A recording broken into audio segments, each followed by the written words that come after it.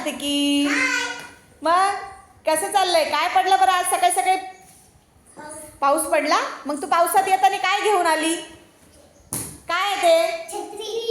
छत्री. म्हणजे छत्रीचा. छत्रीचा. मग घरून येताना तू घेतला का काही? चहा घेतला. कशात घेतला चहा? कपात. कपाचा. मग त्याच्यासोबत आईने काय केलं होतं गरम गरम? भजे. Wow, very good. भज्याचा. मग पाऊस पडला होता. मग आकाशामध्ये काय आले होते बरं? ढग. ढगाचा. हा. मग तू रस्त्याने येताना तू जे पाणी वाहत होतं त्या पाण्यामध्ये कागदाची काय बनवली? जहाज.